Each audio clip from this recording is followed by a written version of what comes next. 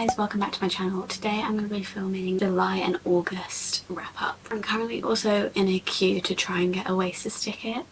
It's not looking good. I'm just going to film this video and then if the queue loads we'll have to pause this video and try and get tickets. So the first book I read I did briefly mention in my previous wrap up video. I was about halfway through at the time. I obviously finished A Curse for True Love right at the start of July. This is the last book in the Once Upon a Broken Heart series, which follows Evangeline and Jax. And Jax is the Prince of Hearts and Evangeline makes a deal with him to stop her sister's wedding, and then that goes wrong and then they end up having this kind of deal between them, links them together. She's like kind of indebted to him. I don't really know how to describe more of this story without spoiling it for you. A whimsical fantasy. It's quite heavy on the romance compared to the fantasy, so I really enjoyed this series. I've heard a lot of people have mixed reviews on this last one. A lot of people definitely prefer the first two. I think the second one is the best one. This one is just as good as the first one. I don't think that this one was bad by any means. It was a little bit frustrating at some parts just because of the way that the second book ends and this one starts, but I felt that that just added to the suspense of it. In this book you get Evangeline's point of view, you get Jack's point of view, and then you get one other person's point of view. I didn't really want his point of view and I was kind of just like skim reading his point of view, but other than that I really did enjoy this one and I gave it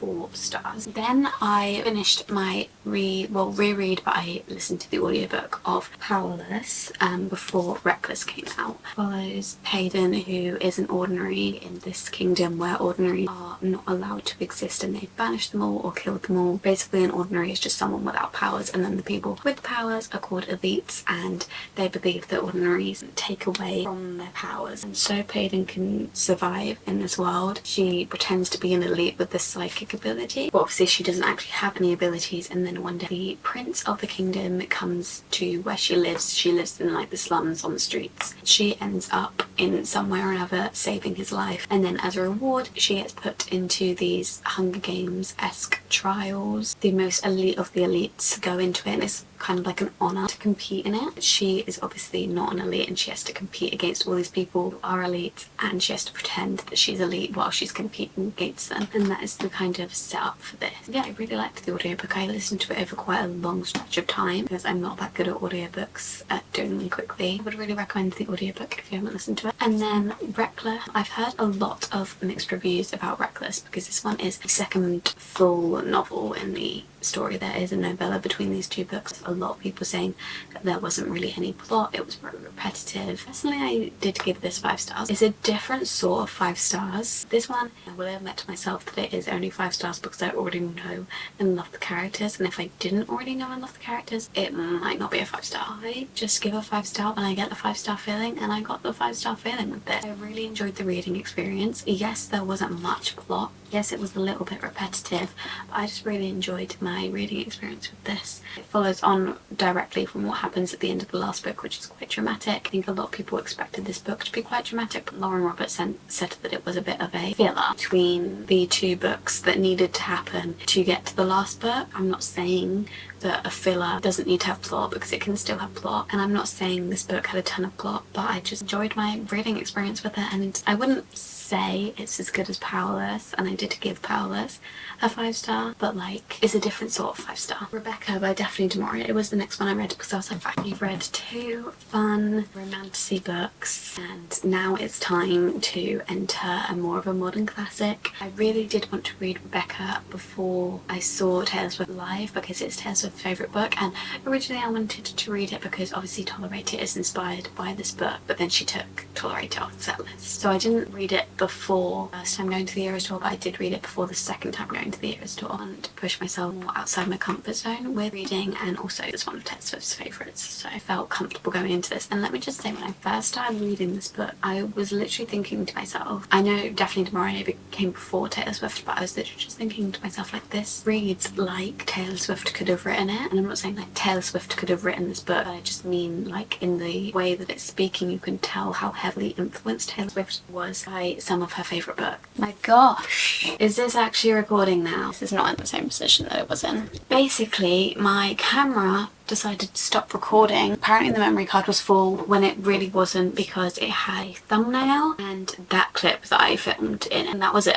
128GB memory card. hard. I just plugged it into my laptop, moved the thumbnail over to my folders on my laptop. It worked. Unless the thumbnail was 128 gigabytes. And then I got my camera back out. I filmed more of the video. And guess what? It didn't record. Third attempt, and I can't remember what I was saying. But basically, Rebecca follows our main character, who is unnamed. She is this like lady's companion to this woman who basically just stays in hotels around the world and then is like, oh, I'm ready to move now, and then she moves to a different hotel in the world. So she's a lady companion to this woman. This woman doesn't treat her very nicely, but they're currently staying in this hotel in Monte Carlo, which is where Maxim de Winter is also vacationing. And Maxim de Winter has recently been widowed by his wife, who is Rebecca. Then we obviously, our main character, she meets Maxim, fall in love, they decide to go back to Manderley, they get married, all this stuff, and then she's in Manderley and she doesn't really know how to act because she's not from this like rich background, and she just constantly feels like she's in Rebecca's shadow, and it's a little bit like ghostly,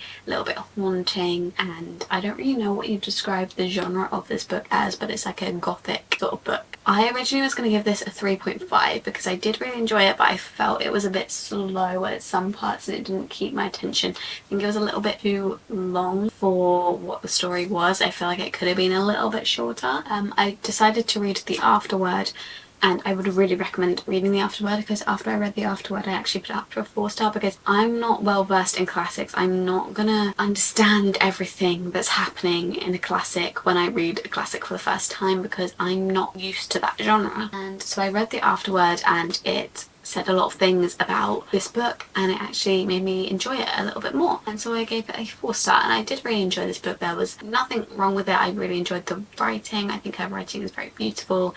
I think it was an interesting story. It just got a little bit slow for me. The Serpent and the Wings of Night, which is by Christopher Broadbent, and it's the first book in the duology. Why does this look so big next to my face? This one basically is again a little bit Hunger Games-esque, and I know people get annoyed at things being very similar to the Hunger Games, especially in fantasy. I feel like at fantasy a lot of the times, because obviously the Hunger Games doesn't have like mythical creatures in it really, it's more of a dystopian. A lot of the times fantasies just take the Hunger Games and then they put a mythical creature in it. In Powerless it does it, and people get very angry about it a lot of the time, but I think Powerless stands out on its own. As long as a book can stand up on its own and have its own kind of charm to it, then I don't really mind, and this one definitely does. So basically there's a human who is in this vampire world. It's kind of like in ACOTAR where they have the Fey lands and the human lands. So we have the vampire lands and the human lands, and she's from the human lands, but she gets adopted by a vampire because she gets orphaned when she's very young. The vampire adopts her, so she's like the only human in the vampire land, but because her dad is like the king, no one will touch her or go anywhere near her or harm her. She ends up going into these trials that at the end, if you win, you get granted a wish. So she goes into this trial against a load of vampires, so similar in Powerless where she's going up against a load of elites and she's ordinary,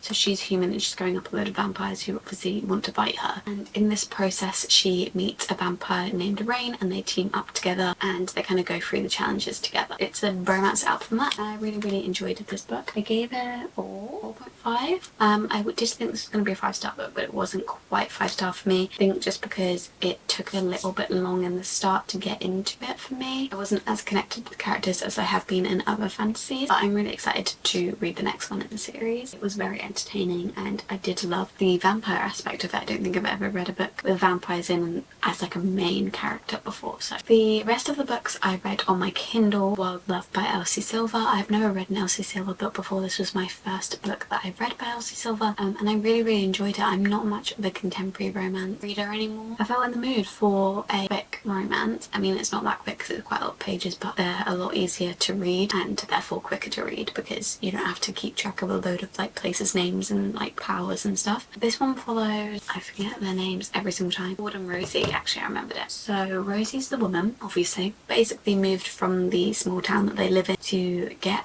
this big time job and like move on from the small town, and then something happens in that city and she quits her job. She also leaves her boyfriend and she decides to come back to Rose Hill and ground herself a little bit in the small town. And then Ford, he lives in a small town still, and he has this record company that he's setting up, and he's like a billionaire basically. Rosie and Ford have known each other since they were children, and they've always had a bit of a hatred for each other. It was more of like I'm gonna pretend to hate you because I actually like you, and I'm just gonna disguise that with hate.